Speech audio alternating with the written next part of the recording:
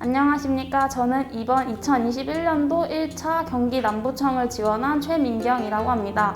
저는 이번에 총점 415점을 받았고 법과목 285점을 받았습니다. 저는 저에게 따뜻한 말과 좀 자극이 됐던 말이 하나씩 있는데요. 먼저 자극이 됐던 말을 먼저 말하자면, 제가 인강으로 하고 실강으로 돌렸던 타입인데, 인강으로 돌 때 제가 되게 편하게 공부했던 스타일이라고 스스로 생각하고 있었습니다. 그러던 중에 장정훈 교수님께서 한 실강생에게 혹시 몇 시간 자? 라고 하는데 7시간 정도 잔다고 말했던 것 같습니다. 근데 교수님께서 수험생이 무슨 6시간 이상씩이나 자? 이렇게 말하는 걸 듣고 거기서 제가 자극을 받아서 자는 시간도 고치게 되고, 그리고 바로 실강으로 돌릴 수 있었던 계기가 되었습니다.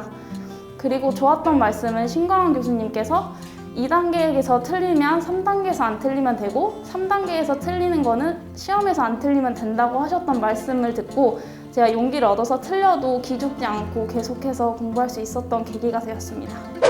네, 저는 실강생이었는데 제가 집에서 통학을 했습니다. 그래서 항상 6시 40분 정도에 일어나려고 노력을 했고, 일어나서 7시에는 집에서 출발을 했습니다. 해서 도착을 해서 아침 시작은 무조건 아침 특강 인강을 들었고, 그 인강을 듣고 나서 영어 단어는 꼭 2회씩 외우면서 100개 정도씩 외웠던 것 같습니다.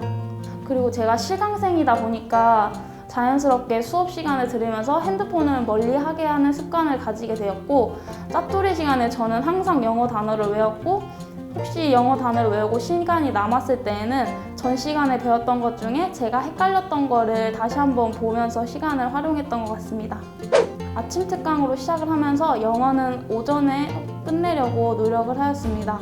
그리고 법과목은 제가 집중하기 좋은 시간인 오후에 비중을 두어서 3법을 모두 오후에 한 번씩 볼 수 있도록 해서 80% 이상을 달성하려고 노력하였습니다. 저는 2단계가 가장 도움이 되었다고 생각합니다.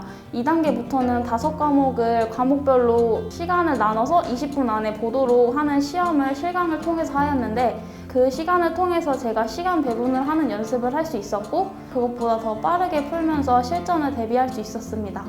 그래서 저는 푸는 순서를 한국사 하고 3법을 한 후에 마지막으로 영어를 풀었습니다. 한국사는 10분에서 15분 사이로 풀도록 하였고, 3법을 시간을 정확히 나누지 않았지만 3법을 합쳐서 30분에서 40분 사이에 풀도록 하였습니다. 그리고 나머지는 모두 영어에 투자하였고, 영어를 풀고 남은 시간에는 제가 5과목 모두를 잘 풀었는지, 마킹을 잘 했는지 한 번 더 확인하는 시간을 가졌습니다. 그렇게 하고 채점을 한 후에 틀린 문제가 있으면 그 틀린 문제는 바로 오답 노트를 써서 틀린 곳을 내 친구를 활용해서 그 부분을 한 번 더 보는 식으로 약점을 보완했습니다. 저는 실강생이다 보니까 실강생은 OMR로 마킹을 한 후에 제출을 하면 학원에서는 게시판을 통해서 점수를 모두 공개하는 형식으로 되어 있습니다. 저는 거기서 항상 제 위에 있는 사람을 보고서 점수를 확인을 했었는데, 제가 그 사람을 한 번을 위에 꺾었을 때 그 쾌감을 통해서 계속 공부를 할 수 있었던 것 같습니다. 저는 이번 경찰학 시험에서 100점을 받을 수 있었습니다. 경찰학은 2차 시험 때 점수가 너무 낮았어서 이번에는 형법과 형소법보다는 2, 3회 정도 더 반복을 했습니다. 그래서 저는 기출과 내 친구를 통해서 틀린 문제를 계속 반복하고, 문제를 통해서 다시 제 실력을 확인하는 식으로 해서 제가 고득점을 받을 수 있었습니다.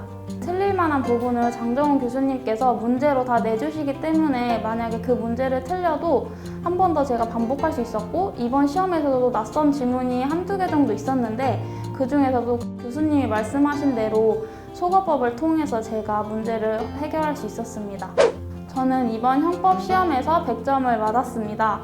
형법은 판례도 중요하지만 전 학설도 매우 중요하다고 생각합니다.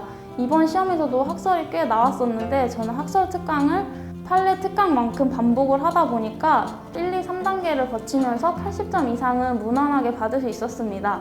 그리고 마지막에 최기판과 마무리 특강을 통해서 한 번 더 언급해 주시기 때문에 최기판을 반복하고 학설 특강을 반복해서 고득점을 받을 수 있었습니다. 2단계나 3단계에서 문제 풀었던 것을 바로 틀린 것은 바로 오답 노트를 써서 오답노트에서 체크한 것과 내 친구를 비교하면서 한 번씩 더 볼 수 있어서 그것을 보완하면서 고득점을 받을 수 있었습니다.